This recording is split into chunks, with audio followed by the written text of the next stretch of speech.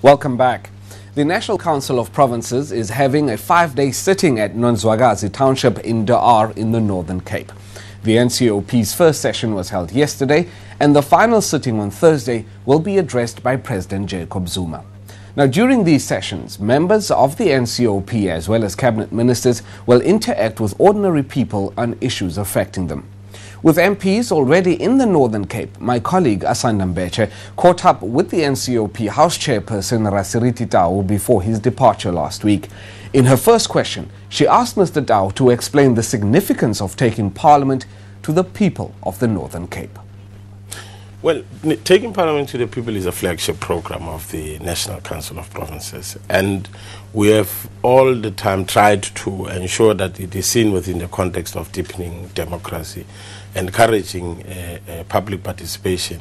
It is a platform where in which we allow ordinary South Africans or South African citizens to interact with the members of the executive, to be able to raise their issues, and for members of the executive as well to then provide responses to the challenges that our people would be raising.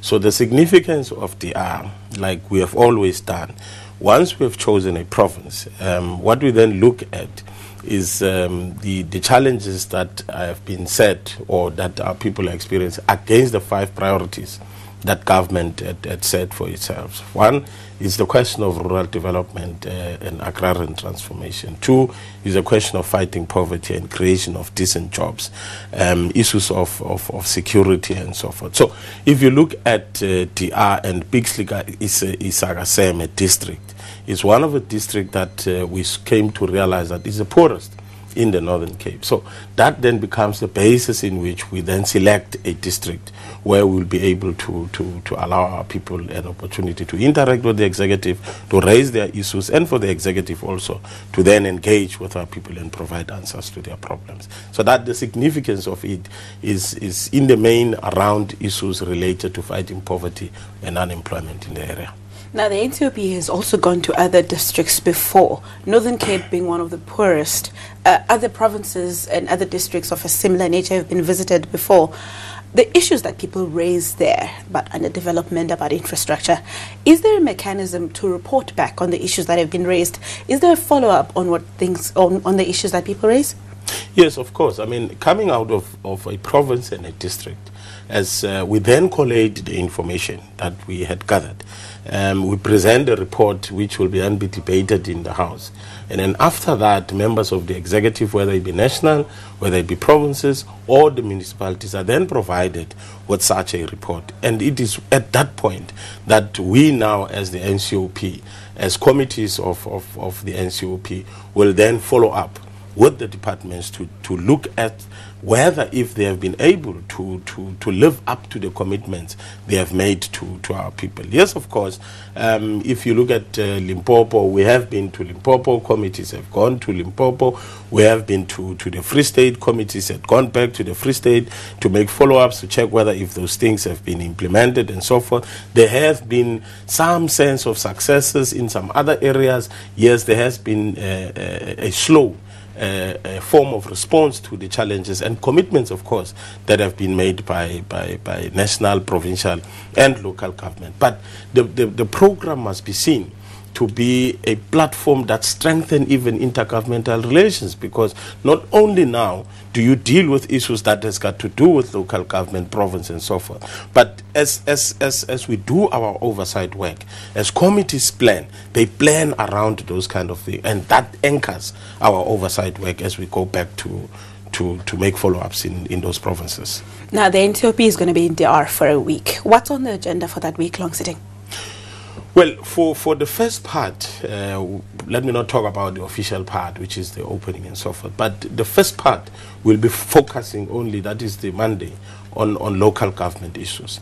That's where we'll have our Minister for Local Government, the Minister for Human Settlement, MECs for local government, human settlement and so forth. We hopefully will have water Affairs as well, Ministry, being present on that day. And that's when now municipalities, our communities will then raise issues that they find to be quite challenging in their quest to provide services to our people. And that day then the ministers will then also be looking at the following day, where we'll be looking at issues of economic development, opportunities that are there and so forth. We'll be bringing on board agriculture, fishery will also be there. The minister is also confirmed. So each and every day will be dedicated to a specific theme for the day. Issues of young people, people with special needs or disabilities, and women and so forth. We'll be looking at all those things. But each and every day will have its special theme dedicated for. Now, on past events of this nature, there's been allegations that people are bussed in with a particular agenda supporting the ruling party, and then in turn turn the event into a rally. What's your response to those allegations? I think those are wild and disingenuous comments. They do not appreciate the value that our constitution even commands us to do. That is to ensure that we become a people's parliament, a parliament that creates space for our people to engage with it. There's nothing wrong that would amount to this kind of allegation, when in actual fact Parliament says that we are going to our people to meet with our people. It is not everybody. It is not an ordinary South African that will have money to fly to Cape Town or get on a bus to come to Cape Town and meet with members of Parliament and so forth. So as an internal mechanism, the NCOP creates that platform to ensure that our people participate within the processes of Parliament. It is sometimes unfortunate that some of these things are then blown out of proportion for political gains and so forth. You must remember, one of the things that we're doing as the NCOP is to ensure that we cover at least a radius of not less than 150 kilometers from the center where we are meeting. So what would therefore stop us then from transporting our people to come to that particular area? Yes, we are providing transport. We are unapologetic about it because we want to deepen and strengthen the participation of our people and so forth. You mentioned ministers, but the president will also address the sitting on the last day. Will the ordinary people of the R get a chance to interact with him? With that transport, we are definitely going to ensure that those people who are ordinarily outside of the DR area, who would not be able ordinarily to be there, we will then ensure that we carry them to the main venue to come and listen to the president as he closes and responds to issues that have been raised throughout the week. Thank you very much. Thank you very much, sir. That was a recorded interview done by my colleague Asanda Mbecha with the House Chairperson of the NCOP, Raseriti Tau, last week. Well, it's time now for another break, and when we come back, we'll bring you member statements in the National Assembly.